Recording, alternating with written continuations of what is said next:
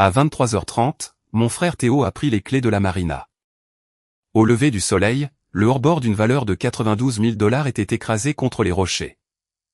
Viviane a crié « Arrête de le blâmer. C'était un accident. » Je ne me suis pas défendu parce que ce bateau n'était pas le mien. Viviane est devenue livide quand le propriétaire de la marina est monté sur le quai, tenant les papiers d'enregistrement.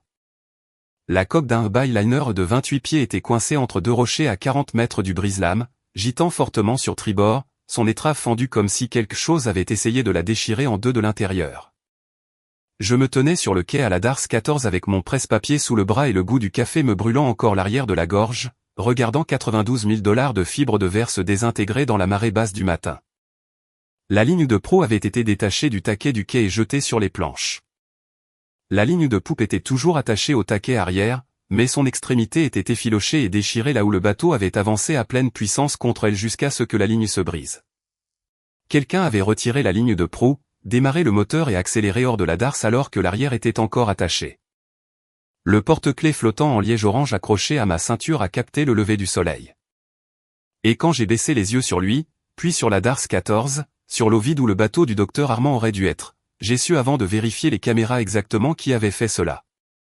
C'était à peine le lever du soleil un dimanche matin de juillet, et j'étais la directrice des opérations à la marina de Brookfield depuis 4 mois. Avant cela, j'avais été l'assistante coordinatrice pendant 3 ans. Chaque darse, chaque bateau, chaque contrat, chaque angle de caméra, chaque tableau des marées affiché sur le mur du bureau faisait partie de mon travail. La marée basse ce matin-là avait fait descendre les rochers du chenal à peine 2 pieds sous la surface. Toute personne travaillant sur l'eau le saurait. Toute personne qui ne le ferait pas n'y penserait pas. Mon frère Théo ne travaillait pas sur l'eau. Il ne travaillait nulle part. Il avait 26 ans, vivait dans le sous-sol de ma mère entre son 4e et son 5e emploi, avec une facture de téléphone que je payais depuis 14 mois et un talent pour casser ce qui appartenait à d'autres. Le bureau de la marina était sombre quand je l'ai ouvert. 4 caméras de sécurité couvraient les quais, le parking, le quai de ravitaillement et le portail principal. Je me suis assise au bureau de sécurité et j'ai visionné les enregistrements de la nuit. Juste après 3 heures du matin, une silhouette a traversé le portail principal, trempé, de l'eau salée dégoulinant de son short, portant ses chaussures dans une main. Il a traversé le parking et s'est assis sur le capot d'une Honda Civic argentée qui n'était pas là quand j'avais fermé le samedi soir. J'ai continué à rembobiner. Juste avant minuit, la même silhouette avait traversé le portail en utilisant une clé. Ma clé. Celle avec le flotteur en liège orange que j'accroche toujours à ma ceinture. Celle que Henry Brookfield m'avait remise ma première semaine de travail en disant « Ne les laissez pas tomber ». C'est 30 ans de confiance sur un seul anneau. La silhouette à l'écran était Théo. Je l'ai regardé marcher jusqu'à la Darse 14, monter sur la plateforme de bain du Eubéliné et se pencher dans le cockpit. 2 autres silhouettes l'ont suivi par le portail quelques minutes plus tard. En moins d'1 heure, le bateau avait disparu de la Darse. Vers 3 heures du matin, Théo était de retour seul, trempé, portant ses chaussures. Ses 2 amis n'étaient nulle part dans le cadre. Le bateau était sur les rochers, et Théo l'y avait mis, et mes clés avaient ouvert le portail. J'ai enregistré les images sur l'ordinateur du bureau et je les ai sauvegardées sur une clé USB. La clé USB est allée dans la poche de ma veste. Puis, je suis resté là quelques minutes et j'ai laissé l'ampleur de ce qui s'était passé prendre toute sa forme. La fissure dans la coque était sous la ligne de flottaison. Le redent bâbord était net, sectionné là où il avait heurté le bord du rocher à grande vitesse. 4 ans à évaluer les dommages causés par les tempêtes m'avaient appris à lire les fractures de coque comme un médecin lit une radiographie. C'était un impact à 15 à 20 nœuds contre un objet fixe. Le sauvetage seul coûterait 2200 $. D'après la fracture sous la ligne de flottaison, je savais qu'une perte totale était probable. Un expert maritime l'officialiserait, mais la coque me disait tout ce que je devais savoir. Ce que je vais vous raconter n'est pas seulement l'histoire d'un bateau détruit. C'est l'histoire de ce qui se passe lorsque la personne qu'une famille traite comme son équipe de nettoyage arrête de nettoyer. Ma mère, Viviane, nous a élevés Théo et moi seuls après le départ de notre père quand j'avais 9 ans. Elle a travaillé 2 emplois pendant des années. Elle a tenu bon. Je ne prétendrai jamais qu'elle n'a pas sacrifié. Mais quelque part au milieu de tous ces sacrifices, un système s'est formé, et le système avait des règles que personne n'avait votées, mais que tout le monde suivait. J'étais la responsable. Théo était celui qui avait besoin d'aide. Quand Théo a eu un DUI à 19 ans, Viviane a payé les 2000 $ de frais d'avocat et m'a dit de le conduire à ses audiences parce qu'elle ne pouvait pas prendre de congé. J'avais 23 ans. Je venais de commencer à la marina. 4 audiences sur 3 mois m'ont coûté 2 matinées de travail, et Henri n'a jamais dit un mot, mais il a vérifié l'emploi du temps ces matins-là, et je l'ai vu vérifier. Théo ne m'a jamais remercié pour les trajets. Il restait sur le siège passager à faire défiler son téléphone et m'a demandé une fois de m'arrêter à un drive-thru en rentrant du tribunal. Je me suis arrêté. J'ai payé sa nourriture. Je l'ai ramené chez lui. Viviane nous a accueillis à la porte, a serré Théo dans ses bras et lui a dit que ce serait bientôt fini, et m'a regardé par-dessus son épaule en disant « Merci, ma chérie. Je savais que je pouvais compter sur toi. » Elle l'a dit comme quelqu'un remercie un distributeur automatique d'avoir dispensé ce qu'il a payé.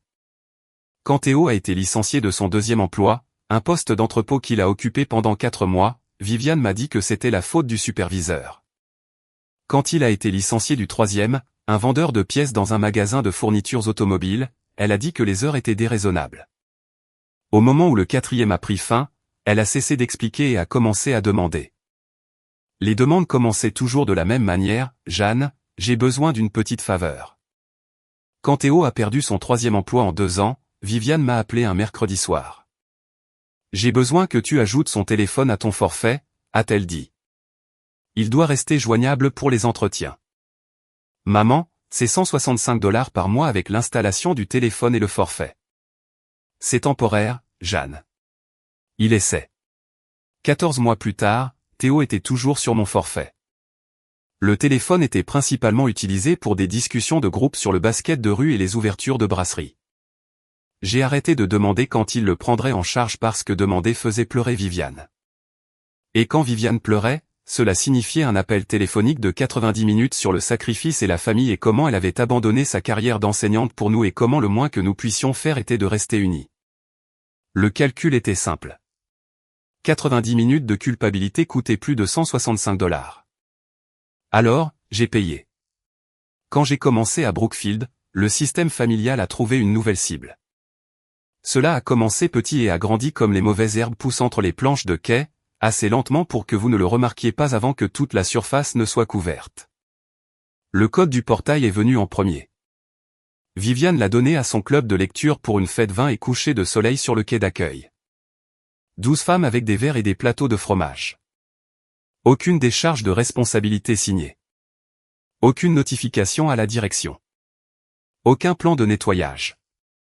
Le lendemain matin, j'ai trouvé 2 verres de vin cassés flottant dans l'eau, un couteau à fromage coincé entre les planches et une tache sur le banc d'accueil qu'il m'a fallu 40 minutes pour frotter.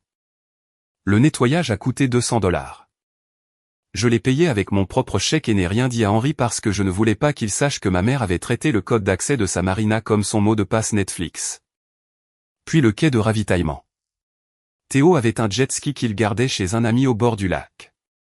Il a commencé à l'amener à la marina le week-end et à le ravitailler à la pompe commerciale, en composant le code de compte que j'avais eu la malheureuse idée d'écrire sur une note autocollante dans le bureau. Sur 2 étés, les frais se sont élevés à 1400 $. Quand j'ai confronté Viviane, elle a dit que c'était une erreur. Il pensait que c'était inclus parce que tu y travailles, a-t-elle dit, comme si mon travail venait avec un forfait carburant familial. Théo a également stocké le jet ski à la Dars 22 pendant 3 mois sans contrat, sans assurance, sans demander à personne. Les frais de Dars impayés s'élevaient à 600 $. J'ai tout couvert. J'ai transféré les frais de carburant à une ligne d'hiver, payé la différence de Dars avec mon propre chèque, n'ai rien dit à Henri. L'excuse que je me suis donnée était que je protégeais mon emploi. Une partie de cela était vraie, mais la plus grande partie était plus laide et plus difficile à dire à voix haute. Je protégeais la seule version de famille qui me restait, et chaque saison le coût de cette version augmentait, et la chose qu'elle protégeait s'amincissait. Une personne à la marina l'a percé à jour. Benoît Harland était un employé de quai à Brookfield depuis 22 ans. Il avait 59 ans, bâti comme un poteau de clôture, et il ne gaspillait pas ses phrases. Mon premier hiver en tant que coordinatrice des opérations, une tempête a détaché 3 bateaux de leurs amarres à 2 heures du matin. Je suis allé à la marina dans le noir, effrayée et incertaine du protocole parce que je ne faisais le travail que depuis 5 mois, et le manuel ne couvrait pas les vents à 50 nœuds. Benoît était déjà là, à mi-cuisse dans l'eau noire, retendant les lignes à main nue. Il a levé les yeux quand j'ai couru sur le quai et a dit une chose, attrape cette ligne de poupe, Jeanne. Nous avons environ 4 minutes avant la prochaine houle. Pas de manuel, pas de condescendance, juste le travail. Nous avons sauvé les 3 bateaux. Il n'en a jamais parlé à Henri. Chaque fois que je doutais de ma place à cette marina, je pensais à sa voix dans le noir, calme et sûre, me traitant comme quelqu'un qui pouvait tenir une ligne. Ce samedi soir de juillet, Viviane m'a invité à dîner. La cuisine sentait la poitrine de bœuf fumé et la purée de pommes de terre à l'ail et la bougie qu'elle allumait toujours quand elle jouait le rôle de mère qui maintient tout ensemble. Théo était au comptoir de la cuisine, faisant défiler son téléphone d'1 pouce, pieds nus. Une bière ouverte à côté de son coude un samedi soir. La table était dressée avec des serviettes en tissu, ce qui signifiait qu'elle était de bonne humeur ou qu'elle voulait quelque chose. Théo n'a pas levé les yeux quand je suis entré. Viviane m'a embrassé la joue et a dit, « Tu as l'air fatiguée, ma chérie. Assieds-toi. » J'ai accroché ma veste à la chaise et j'ai clipsé le porte-clés flottant en liège à ma ceinture comme je le faisais toujours.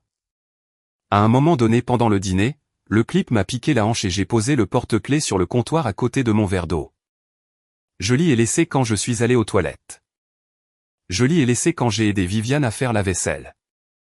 Je suis rentré vers 21h et je n'ai pas réalisé que les clés étaient parties avant d'être déjà au lit, cherchant sur le comptoir où je les mettais toujours et ne trouvant rien. 10 minutes de route. Je les prendrai le matin. J'ai réglé mon réveil tôt, éteint la lumière et fermé les yeux. Juste après 5 heures, mon téléphone a sonné. Viviane parlait vite. Quelque chose à propos de Théo et d'un bateau et de la marina et d'un accident. Et ce n'était pas sa faute. Arrête de le blâmer, Jeanne. C'était un accident. Viens juste ici et gère ça avant que quelqu'un d'autre ne voie. J'étais dans mon camion avant qu'elle n'ait fini la 3e phrase.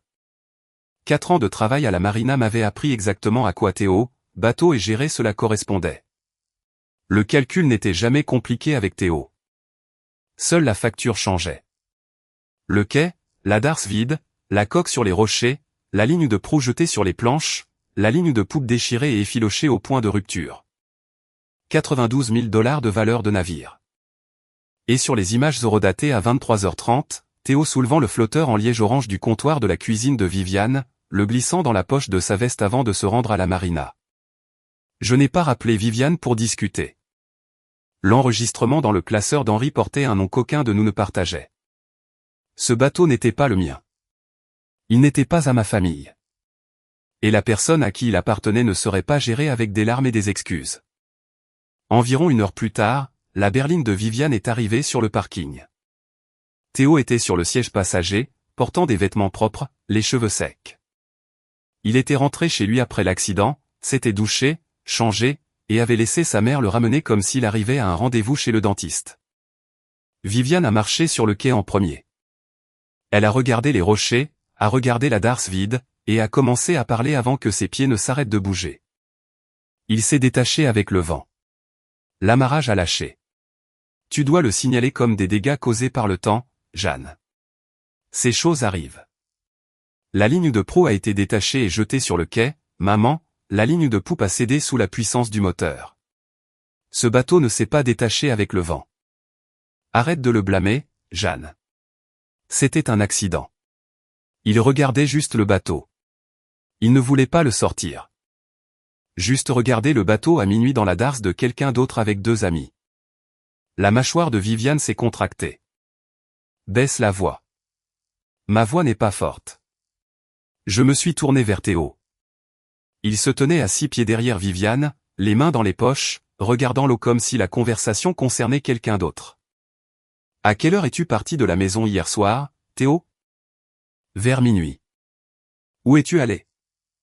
Juste conduire. Dans quel véhicule? Ta voiture est sur le parking en ce moment.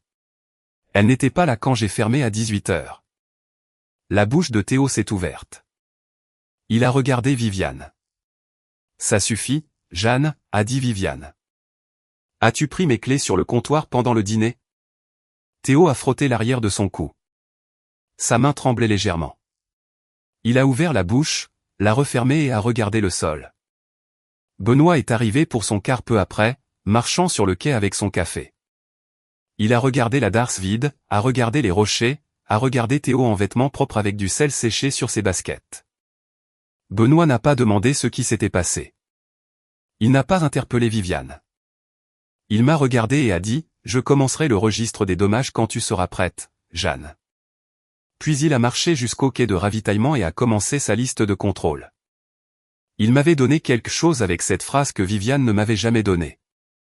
Il me traitait comme sa patronne devant ma mère sans qu'on le lui demande. Viviane a regardé Benoît s'éloigner. Quelque chose dans sa posture s'est durci. L'inquiétude a disparu de son visage et a été remplacée par l'expression que j'avais vue avant chaque campagne de culpabilité, chaque appel téléphonique de 90 minutes, chaque exigence déguisée en observation sur ce que la famille doit à la famille. Elle s'est retournée vers moi et les mots sont sortis vifs et précis, visant les endroits qu'elle savait être sensibles. Tu gères un parking pour bateau, Jeanne. Tu as 30 ans, pas de mari, pas d'enfant, et un appartement d'une chambre qui sent le diesel. Et tu vas rester ici devant ton collègue et refuser d'aider ton propre frère pour un bateau qui n'est même pas le tien. Qu'est-ce que tu protèges exactement? Ton petit job de presse-papier? Elle l'a dit assez fort pour que Benoît puisse l'entendre depuis le quai de ravitaillement. Elle l'a dit devant Théo, qui regardait ses chaussures. Elle l'a dit dans le calme du dimanche matin où cela planait sur le quai et l'eau et les rochers où 92 000 $ de biens d'autrui se remplissaient lentement d'eau de mer. J'ai failli répondre. J'ai failli viser à mon tour et énumérer chaque frais de carburant, chaque code de portail, chaque frais de darse, chaque facture de téléphone que j'avais discrètement absorbé pour que sa version de la famille puisse garder sa forme. Mais j'ai regardé le porte-clés en liège sur ma ceinture, celui qui était fendu, celui que Théo avait laissé tomber sur le pont du Bélinet avant de le conduire contre les rochers, et je me suis arrêté. La fissure traversait le milieu de la mousse. Il était entier avant samedi soir. Il ne l'était plus maintenant. Je n'ai rien dit.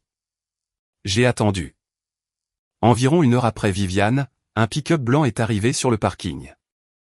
Henry Brookfield, 63 ans, propriétaire de la marina de Brookfield depuis 31 ans. Il avait reçu la notification d'alarme après les heures de travail vers 3 heures du matin, mais il était en visite chez sa fille à Richmond. Il avait conduit 3 heures sans s'arrêter. Il est monté sur le quai, portant un dossier d'enregistrement manille. Il s'est arrêté à la darse 14 et a regardé les rochers, a regardé l'eau vide, a regardé Théo debout à 10 pieds de là en vêtements secs avec du sel sur ses chaussures. Puis il a ouvert le dossier. Ce navire est enregistré au nom du docteur Édouard Armand. Contrat de stockage premium section 4. L'accès non autorisé à un navire client par toute personne autre que le propriétaire enregistré peut exposer la marina à une franchise de politique commerciale de 25 000 $ pendant que le transporteur enquête sur la responsabilité.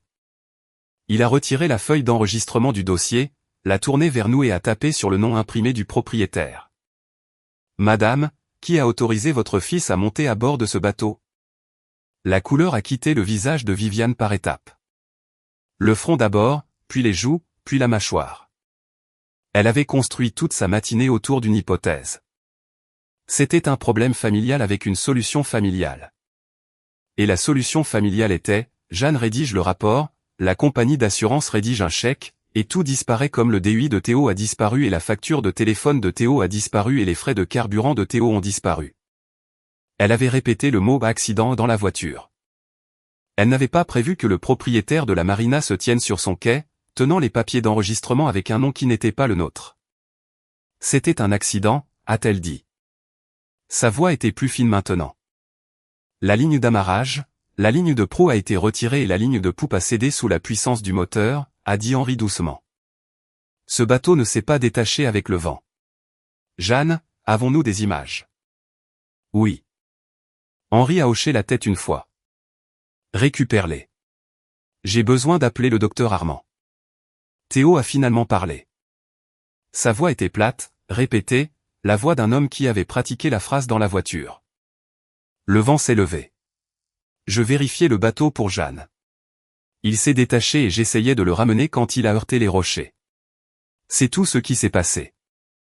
Henry a regardé Théo longuement. Puis il m'a regardé. Ce jeune homme était-il autorisé à vérifier un navire à cette marina? Non. Quelqu'un n'était-il autorisé à accéder à ce navire après les heures de travail? Non.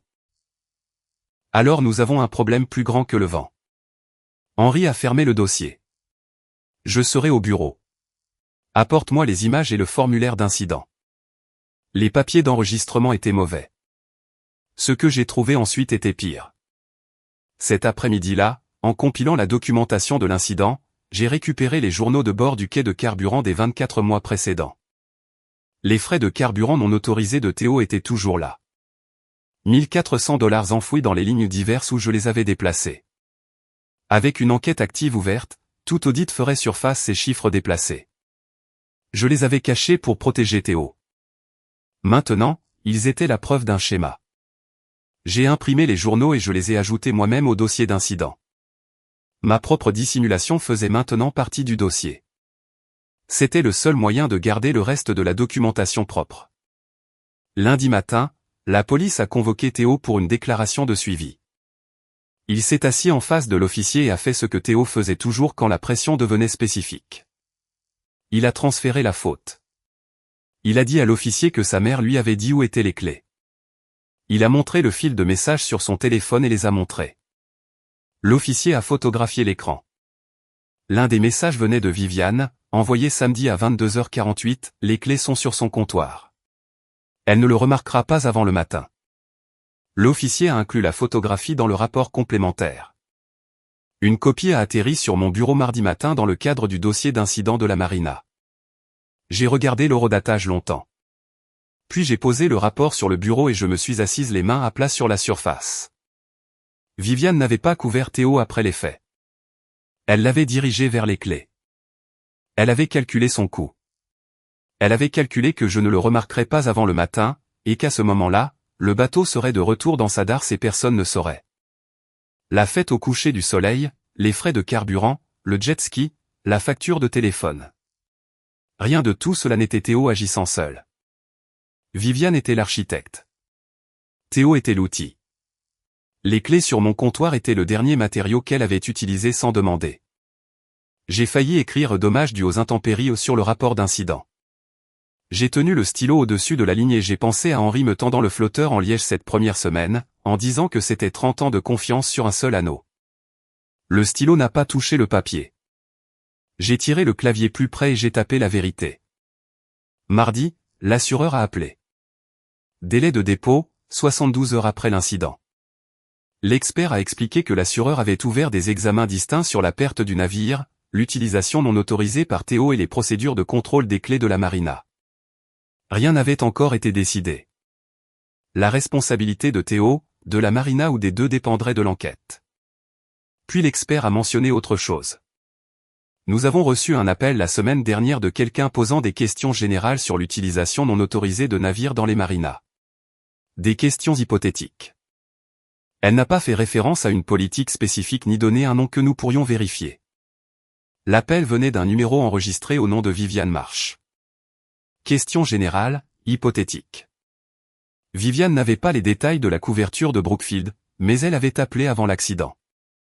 Avant que Théo ne prenne les clés, 3 jours avant le dîner du samedi, elle avait cartographié le paysage, testant si l'assurance pouvait absorber le genre de perte qu'elle prévoyait de créer. L'expert m'a envoyé le journal d'appel avec l'horodatage. J'ai déposé le rapport d'incident jeudi matin. Chaque ligne était exacte.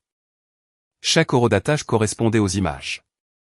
La semaine suivante, un expert maritime a inspecté le Bellinet et a confirmé ce que j'avais soupçonné depuis le quai. Perte totale. L'assureur du docteur Armand a évalué le sinistre à 92 000 $ et a ouvert un dossier de subrogation contre Théo en tant que partie responsable. L'assureur de la Marina a ouvert un examen parallèle des procédures de contrôle des clés de la Marina, ce qui signifiait qu'Henri et moi répondions tous deux à des questions sur la façon dont une clé du personnel s'était retrouvée entre les mains d'un non-employé. L'avocat du docteur Armand a envoyé à Théo une lettre de mise en demeure préliminaire l'informant que des procédures de recouvrement étaient en préparation. La lettre ne précisait pas encore le montant final. Elle indiquait que l'assureur avait l'intention de réclamer la valeur totale de remplacement du navire, plus les frais de sauvetage et les frais juridiques. Une fois l'enquête sur la responsabilité conclue, Théo n'avait pas d'emploi, pas d'économie, pas d'actifs, pas d'assurance. Viviane a appelé le bureau de l'avocat et a posé des questions sur un plan de paiement. La parajuriste lui a dit qu'aucun arrangement ne pouvait être discuté tant que l'enquête n'était pas terminée et que la demande finale n'était pas émise. Viviane a demandé si sa maison pouvait être utilisée comme garantie. La parajuriste a dit que la maison aurait besoin de capitaux propres pour garantir tout accord et qu'une hypothèque de 114 000 $ sur une propriété évaluée à 120 000 $ était peu susceptible de qualifier. 2 semaines après l'accident, la réunion mensuelle du Conseil des propriétaires de places de port a rempli le clubhouse de la marina avec 32 propriétaires de bateaux sur des chaises pliantes, des tasses de café équilibrées sur les genoux. Le ventilateur de plafond tournait lentement au-dessus. Le docteur Armand était assis au premier rang avec ses lunettes de lecture et un bloc-notes sur les genoux. Henri s'est tenu devant et a présenté le résumé de l'incident. Il n'a pas nommé Théo, mais les faits étaient incontestables. Accès non autorisé après les heures de travail via une clé du personnel, un navire client d'une valeur de 92 000 $ détruit contre les rochers du Chenal. Réclamation d'assurance déposée. Rapport de police enregistré et un examen complet des protocoles de sécurité après les heures de travail en cours, y compris un nouveau suivi électronique des clés pour remplacer le système manuel. Un homme au 3e rang, un officier de la garde côtière à la retraite qui gardait un Boston Whaler à la Dar Suite, a levé la main. Qui était responsable? Henri a dit que le rapport de police était un dossier public disponible au bureau du greffier du comté et que la marina ne nommerait pas d'individu à cette réunion. L'homme a hoché la tête. La pièce a changé. Les gens ont regardé leur tasse de café. Puis Madame Caron s'est levée. C'était une femme mince au 2e rang, cheveux argentés, lunettes de lecture relevées sur le front.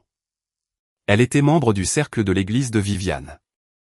Elle et Viviane déjeunaient ensemble 2 fois par mois. Elle n'a regardé personne directement. Viviane Marsh m'a dit la semaine dernière que c'était des dégâts dus à la tempête, a-t-elle dit. Elle s'est assise et a croisé les mains sur ses genoux. Personne n'a halté. Personne n'a chuchoté. Le silence dans la pièce était plus épais que cela, plus lourd. Le genre de calme qui s'installe quand 30 personnes comprennent la même chose en même temps et que personne ne veut être celui qui le dit. Une chaise métallique a grincé. L'officier de la garde côtière à la retraite a déplié et replié ses bras. Une femme près du fond a tourné la tête vers le mur. Le docteur Armand n'a pas bougé. Son stylo était immobile. Il n'avait pas besoin de bouger. La confrontation s'est déroulée en couches. La première était le dimanche matin sur le quai. Viviane traitant ma carrière de parking et ma vie de blague. La seconde est venue le jeudi soir après que la police ait la déclaration de Théo et que le rapport ait été déposé. Viviane est venue à mon appartement. Elle s'est tenue dans mon cadre de porte et m'a dit que j'avais détruit l'avenir de mon frère. Cette lettre de mise en demeure le suivra pendant 20 ans.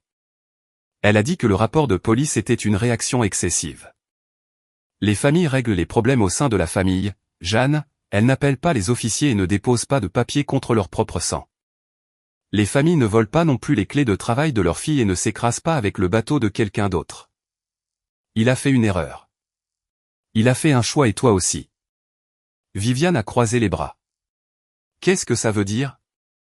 J'ai laissé la question en suspens. Puis je lui ai expliqué ligne par ligne. Théo a facturé 1400 $ de carburant au compte d'exploitation de la marina sur 2 étés. Tu as donné le code du portail à 12 femmes pour une fête que je n'ai jamais approuvée. Et j'ai payé les 200 $ de frais de nettoyage. Théo a stocké son jet ski à la Dars 22 pendant 3 mois sans contrat, ce qui représente 600 $ que j'ai couverts. Tu as appelé l'assureur de la marina jeudi dernier, 3 jours avant le dîner, et tu as posé des questions hypothétiques sur l'utilisation non autorisée de navires. Ils ont le journal d'appel et ton numéro de téléphone et l'horodatage. Puis, samedi soir, tu as envoyé un SMS à Théo à 22h48 et tu lui as dit que les clés étaient sur mon comptoir et que je ne le remarquerais pas avant le matin. Théo a lui-même montré ce SMS à la police quand il a essayé de te rejeter la faute. Ce n'était pas une erreur. C'était un plan. Tu as étudié l'angle de l'assurance. Tu as indiqué les clés à Théo. Et quand cela a échoué, tu l'as conduit à la marina et tu m'as dit de mentir sur un rapport d'incident pour que rien ne fasse surface. La main de Viviane a trouvé le cadre de la porte. Sa bouche s'est ouverte et fermée. Elle a fait un demi-pas en arrière et son épaule a heurté le mur du couloir. Sa respiration est devenue courte et rapide. Ses yeux sont passés de mon visage au sol au mur à ses propres mains et sont revenus à mon visage, cherchant une version de cette conversation où elle avait encore un coup à jouer. Jeanne, écoute-moi. Sa voix s'est brisée, mais elle cherchait toujours, calculait toujours. J'essayais de vous protéger tous les deux. Si l'assurance couvrait ça, personne n'aurait été blessé. Ni Théo. Ni toi, ni la Marina. L'appel à l'assurance était avant l'accident. Tu ne réagissais pas à un accident. Tu en planifiais un. Ce n'est pas ce qui s'est passé. Ton numéro de téléphone est sur le journal d'appel, maman. Jeudi, tu as demandé ce qui se passe quand quelqu'un prend un bateau sans permission. 3 jours avant de dire par SMS à Théo où trouver mes clés. La main gauche de Viviane est tombée du cadre de la porte. Sa main droite est allée à sa clavicule et a appuyé là. Ses genoux se sont légèrement fléchis comme si le sol avait bougé, et elle s'est appuyée contre le mur. La couleur de son visage avait complètement disparu. Ses yeux étaient humides, mais elle ne pleurait pas. Elle recalculait, cherchant le prochain coup. Mais chaque coup qu'elle avait jamais joué nécessitait une version de moi qui répondait à la culpabilité et couvrait la facture et déplaçait les chiffres vers une ligne que personne ne vérifiait. Et cette version avait cessé d'exister sur un quai au lever du soleil 8 jours plus tôt. Tu m'as dit que je gérais un parking pour bateau. Tu as dit que j'avais un job de presse-papier. Tu l'as dit devant Benoît et ton fils et tout le quai. J'ai brandi le téléphone avec la capture d'écran de son SMS à Théo. La fille du parking gardait des caméras, maman, et le bateau a un nom sur l'enregistrement qui n'est pas le nôtre. Viviane a essayé 4 fois de trouver un moyen de sortir de ce couloir. Le premier était un marchandage. Et si Théo rembourse? Nous pouvons établir un plan de paiement. Je me porterai garante. Nous pouvons faire disparaître tout ça sans que le rapport de police ne soit rendu public. Le rapport de police est déjà public, maman. Il a été déposé dimanche et Théo n'a pas de revenus pour effectuer des paiements. Le second était une menace. Si tu ne retires pas ce rapport, je dirai à Henri pour les frais de carburant que tu as déplacés. Tu les as cachés aussi, Jeanne. Tu n'es pas propre. Les frais de carburant sont dans le dossier d'incident. Je les ai mis là moi-même. Henri les a vus. Il m'a donné un avertissement écrit pour avoir déplacé ses frais, et je l'ai signé. Son visage a changé. La menace avait été sa meilleure carte, et je l'avais déjà jouée contre moi-même. Le troisième était une redirection. Et ses amis? Ils étaient aussi sur ce bateau. Pourquoi personne ne s'en prend à eux? Les amis de Théo n'avaient pas les clés. Théo les avait. Théo conduisait le bateau. Le nom de Théo est sur le rapport de police parce que Théo a pris le bateau. Le quatrième était le murmure. Sa voix a baissé. Le ton de confession qu'elle utilisait quand elle avait besoin que la conversation ressemble à une prière plutôt qu'à une dispute. Jeanne, s'il te plaît. C'est ton frère. Si ça continue, il ne s'en remettra jamais. Il a pris un bateau de 92 000 $ qui ne lui appartenait pas. Il l'a conduit contre des rochers qu'il ne savait pas être là parce qu'il ne sait pas ce qu'est un tableau des marées. Et il ne m'a pas appelé. Il t'a appelé et tu m'as dit de rédiger un faux rapport. C'est ce qui s'est passé. C'est ce que dit le dossier. Et c'est ce que la compagnie d'assurance du docteur Armand va lire quand ils décideront combien ton fils doit. Plus de code de portail pour tes amis. Plus de carburant gratuit pour Théo. Plus de frais que je me disais assez petits pour les ignorer. C'est le dernier dollar. La dernière faveur. La dernière fois que j'ouvre cette porte pour l'un de vous. Elle est partie sans fermer la porte. Je l'ai fermée et je suis resté la main sur la poignée, écoutant ses pas s'estomper dans les escaliers jusqu'à ce que le bâtiment soit silencieux. Le porte-clés flottant en liège fendu était sur mon comptoir de cuisine. La fissure traversait le milieu, fendant la mousse orange en 2 moitiés, toujours attachée, mais à peine. J'ai ouvert le tiroir à tout et je l'ai mis à l'intérieur et je l'ai fermé. 3 semaines plus tard, Viviane a appelé. Elle pleurait. Ton père est parti quand tu avais 9 ans. Je vous ai élevé Théo et toi toute seule. J'ai abandonné ma carrière d'enseignante pour vous deux. 30 ans que j'ai maintenu cette famille unie. Et c'est comme ça que tu me rembourses? En laissant des étrangers s'en prendre à ton propre frère? J'ai failli répondre. J'ai failli laisser le moteur de la culpabilité redémarrer. Le même moteur qui avait alimenté 14 mois de factures de téléphone et 2 étés de frais de carburant et 3 mois de frais de darse et un nettoyage de fête au coucher du soleil et une vie entière à me montrer quand Théo ne pouvait pas être dérangé de se montrer pour lui-même. Mais le texte était sur mon téléphone. Les clés sont sur son comptoir. Elle ne le remarquera pas avant le matin. Cette phrase n'était pas de la peine. Ce n'était pas une mère qui paniquait. C'était un inventaire.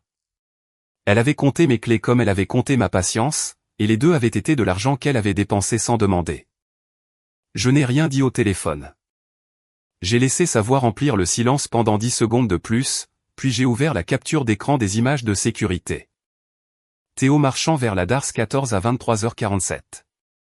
Le flotteur en liège visible dans sa main droite. L'horodatage dans le coin. Les lumières du quai capturant la mousse orange dans sa prise. Une image, une seule image. Tout ce qu'elle avait essayé d'enfouir, là, en couleur, sur une caméra de sécurité horodatée dont elle ne connaissait pas l'existence. Quand elle a envoyé le SMS à propos des clés sur mon comptoir, je l'ai envoyé à Viviane. J'ai attendu que le message soit marqué comme livré. Puis j'ai bloqué le numéro. Le lendemain matin, j'ai changé mon numéro au magasin de téléphone. La femme derrière le comptoir a demandé quel contact importer. J'ai dit, tous sauf un. 2 semaines après cela, le frère de Viviane, Jean, l'a appelé.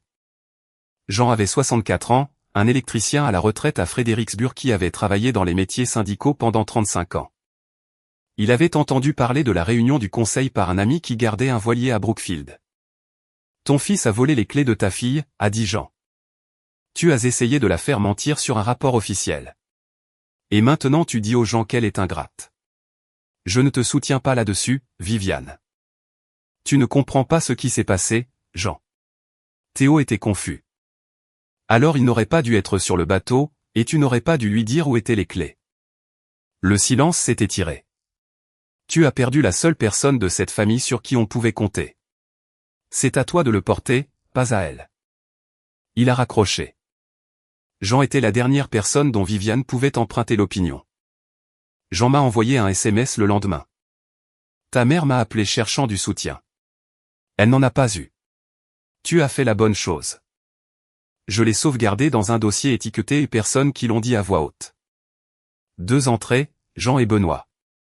La lettre de mise en demeure est restée sur la table de la cuisine de Viviane pendant 6 semaines. Théo n'a pas trouvé de travail. Il a postulé à 2 endroits la première semaine et a arrêté de postuler après la 2e semaine. L'avocat du docteur Armand a envoyé un 2e avis, cette fois avec une estimation préliminaire de recouvrement, 92 000 $ pour le remplacement du navire, plus les frais de sauvetage de 2 200 $, plus les frais juridiques et administratifs qui s'accumulaient encore. La lettre avertissait qu'une fois le montant final établi, l'assureur poursuivrait toutes les options de recouvrement disponibles, ce qui pourrait inclure la saisie sur salaire une fois que Théo aurait un revenu. Théo s'est assis à la table de la cuisine avec une lettre et une calculatrice, et a fixé un nombre plus grand que tout ce qu'il avait jamais gagné en un an. Viviane s'est assise en face de lui et l'a regardé le lire 2 fois et n'a rien dit, parce qu'il n'y avait plus rien à dire qui rendrait le nombre plus petit. Un mardi soir vers 20h, Viviane s'est assise à la table de la cuisine avec les lettres de mise en demeure poussées sur le côté et un verre d'eau qu'elle avait versé 20 minutes auparavant et qu'elle n'avait pas touché. Théo était au sous-sol avec la porte fermée. La maison était silencieuse comme le sont les maisons quand 2 personnes y vivent et qu'aucune ne veut être dans la même pièce que l'autre. Elle a pris son téléphone et a fait défiler jusqu'à mon contact. La photo à côté de mon nom était d'un barbecue à la marina il y a 2 ans. Elle a appuyé sur appeler. L'enregistrement automatique lui a dit que le numéro qu'elle avait composé n'était plus en service. Veuillez vérifier le numéro et réessayer. Elle a tenu le téléphone à son oreille pendant 10 secondes après la fin de l'enregistrement, écoutant le silence, son pouce reposant sur l'écran. Puis elle a lentement abaissé le téléphone et l'a posé face contre terre sur le comptoir à côté du porte-clés en liège fendu que Théo y avait laissé le matin après l'accident. La mousse s'était davantage fendue au cours des semaines. L'orange avait pâli en un jaune pâle sur les bords où le sel et le soleil l'avaient décoloré. Les 2 moitiés étaient toujours attachées, mais l'écart entre elles était maintenant visible, et un morceau de l'anneau en laiton apparaissait à travers la fissure. Elle n'a pas pris le téléphone. Elle n'a pas pris le porte-clés. Elle a éteint la lumière de la cuisine et est allée dans sa chambre. Les lettres de mise en demeure sont restées sur la table dans le noir à côté du verre d'eau et de la calculatrice et du flotteur en liège qui signifiait autrefois quelque chose pour quelqu'un qui n'était plus joignable. Le samedi après la fête du travail, Henri m'a appelé dans son bureau. Il avait examiné le dossier d'incident complet, les journaux de carburant, le registre des appels d'assurance, le SMS du supplément de police. Il est resté assis derrière son bureau un instant. Premièrement, les frais de carburant. Il a glissé une feuille de papier sur le bureau. Un avertissement écrit formel. Tu as déplacé $1 400 de frais non autorisés vers une ligne diverse pour les cacher. C'est une falsification des registres financiers de la Marina. J'ai besoin que tu signes ça et j'ai besoin que chaque ajustement précédent soit corrigé et documenté d'ici la fin du mois. J'ai signé. Il m'a regardé poser le stylo. La confiance ne signifie pas éviter les conséquences, a-t-il dit. Cela signifie dire la vérité avant que quelqu'un d'autre ne la trouve. Tu as dit la vérité. Tu as mis tes propres erreurs dans le dossier alors que tu aurais pu les enfouir plus profondément. C'est pourquoi le titre est à toi de façon permanente. Il a glissé un nouveau porte-clés en liège sur le bureau. Mousse orange, anneau en laiton, 2 clés sur le côté avec de petites lettres gravées, DIROPE accent aigu. Je l'ai clipsé à ma ceinture. Cet après-midi-là, j'ai parcouru le quai comme je le faisais chaque samedi. La Darse 14 avait un nouveau navire, un autre bateau du docteur Armand, un bateau à console centrale de 24 pieds avec une coque bleue foncée. Le docteur Armand avait renouvelé son contrat de stockage après l'incident, citant la transparence d'Henri et l'exactitude du rapport. Il m'avait serré la main à la réunion du conseil et avait dit « Vous auriez pu me rendre la vie très difficile, mademoiselle March. Vous avez choisi de ne pas le faire. » 2 autres propriétaires de bateaux ont prolongé leur contrat ce mois-là. La Marina n'a pas perdu un seul client. Benoît était au quai de carburant, nettoyant la plateforme de la pompe comme il le faisait chaque samedi après-midi, lentement et méthodiquement. Le tuyau enroulé à ses pieds. Il a levé les yeux quand je suis passé. Il a hoché la tête une fois. Il a repris son travail. Il n'y avait rien d'autre à dire entre nous. Il n'y en avait jamais eu. Le travail l'a dit. Le tableau des marées sur le mur du bureau indiquait une marée haute à 6h12 du matin. Le chenal était profond et dégagé, et les rochers étaient à 15 pieds sous la surface où personne ne pouvait les frapper même s'ils essayaient. La cuisine de Viviane avait toujours les lettres de mise en demeure. Théo était au sous-sol, faisant défiler un téléphone sur un forfait qui n'était plus sur mon compte. J'en avais pas rappelé Viviane depuis 3 semaines. Le porte-clés en liège fendu était sur son comptoir à côté d'un téléphone qui ne pouvait pas me joindre et d'une pile de papier qu'on ne pouvait pas faire disparaître par la seule volonté. Mon appartement était calme ce soir-là, les fenêtres ouvertes. Le nouveau flotteur en liège sur ma ceinture était lisse et entier, et il portait mon titre gravé parce que je l'avais gagné en écrivant la vérité sur un formulaire alors que la chose la plus facile, la chose familiale.